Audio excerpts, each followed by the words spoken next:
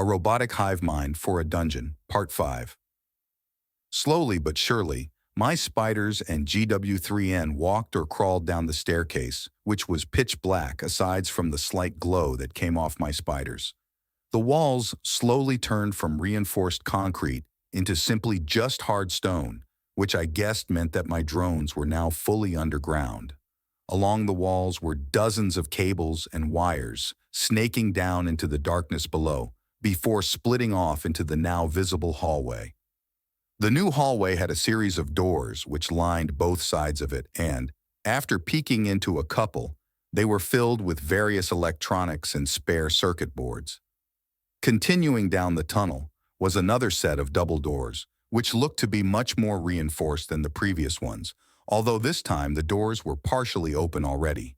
Once GW3N pushed the reinforced bulkhead of a door open, I could now see that the room behind them housed a large spherical structure, which was contained within a shattered glass case.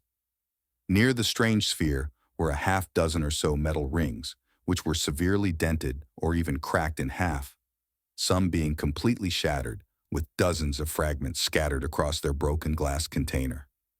Floating over to the strange sphere, a screen pops up in front of me, which states that this pile of broken machinery is a damaged core which required extensive repairs and replacement parts to become fully functional again.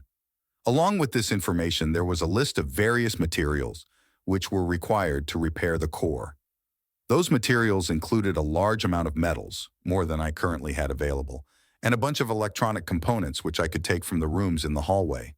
Then, I noticed a small button on the screen which said, "Highlight nearby usable components." Clicking on the button, the screen faded away and things started to glow with a bright light blue glow. GW3N did not seem to notice the change. However, my spiders seemed to be able to. However, they did not seem very surprised by the sudden change in vision. All right, this makes things easier. Calling for any of my drones who were not doing anything too important, I began ordering them to begin moving the highlighted materials to the damaged core and to begin construction. As I did this, a couple more of my spiders, along with the newly constructed ones, began to move towards the closest of the glowing material and started dragging it towards the stairs. The ones who were already at the core began grabbing up the various scattered fragments and started to weld them back together, with GW3N catching on to what was happening and helped gather the various fragments. Then, while one of the upstairs spiders was grabbing a hunk of metal, some familiar rodent-like figure appeared from somewhere inside the storage room and immediately began charging towards the spider. That's odd. I only remember 3 escaping, but now there were 4 of them. Perhaps there was a couple hiding somewhere in the storage room.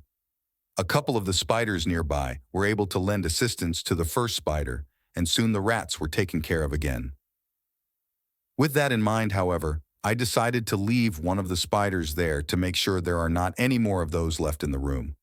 Soon enough, the majority of the materials were delivered to the construction site where my spiders worked diligently to bring the core back online. Above the core was an icon, not unlike the one which was above my spider who was being repaired, which stated that it would take around half a day before the core would be repaired back to functionality, and it would take a couple days of continuous maintenance for the core to fully acclimate to its optimal settings. Sometime while my spiders were working, they told GW3N that their assistance was no longer needed and they could go take a break or something, which they did by claiming one of the rooms in the underground hallway, which had been cleared out during the collection of materials. In this room, GW3N seemed to have made herself comfortable, even taking the time to grab a chair or two from the main room. With the majority of my drones working on the core and the others hauling various chunks of scrap to the refinery for more materials for said core, I did not have much left to do aside from just waiting around. Then I remembered that I could build a couple of those new scout rats, and so, using the little bit of bandwidth I had left along with taking a couple chunks of metal from the pile downstairs, I ordered the construction of 3 rats. The 3 drones were fabricated surprisingly quickly, only taking a couple of minutes each, not that I am complaining. With them ready and waiting, I now had a decision to make, that being where to take my newly constructed rats. I could try and have them crawl through the small crevices between the chunks of rubble at the stairs which go up, or I could have them set off to explore the great outdoors. On one hand, the rubble might collapse on the rats while they are crawling through them, but on the other half of the things which had come from the outside have been rather hostile. The latter point was thoroughly countered by the fact that I only had two subjects to go off of, while the former was only a hypothetical and might just be false. Eventually, I just decided to take the simple option and ordered my rats to exit through the front doors and to begin exploring the outside world. However, when I tried to follow them out of the factory, I seemed to hit an invisible wall which blocked me from leaving the factory walls. My rats did not seem to be affected by the walls and were curious why I seemed distressed. Reaching down to pet the rat in reassurance that I was fine, I was sucked into the drone upon my non-existent hand contacting the drone. Then, after a few seconds of nausea, I noticed that the world seems a lot bigger than I remember, and quickly I also noticed that I cannot control my body either.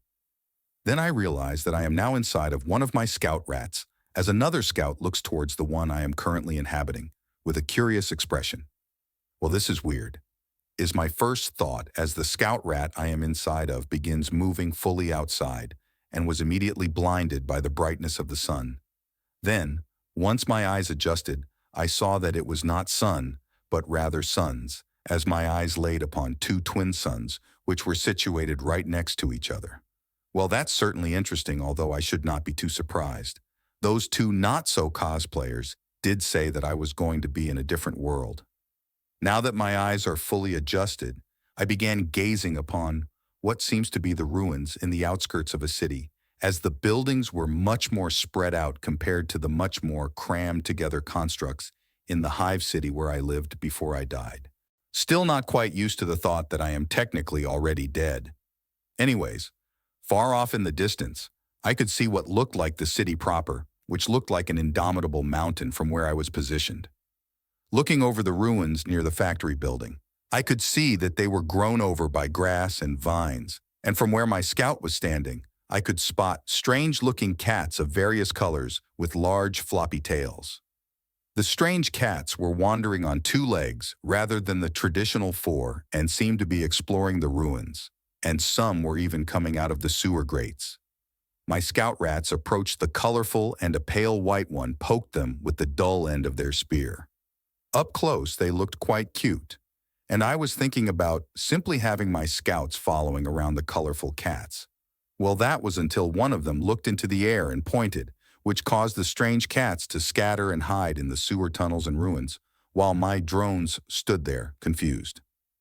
Then the scout I was inhabiting decided that looking where the cat had pointed and the reason for their panic was made evident as my scout and I could make out a flying figure shooting down straight for us. Crap.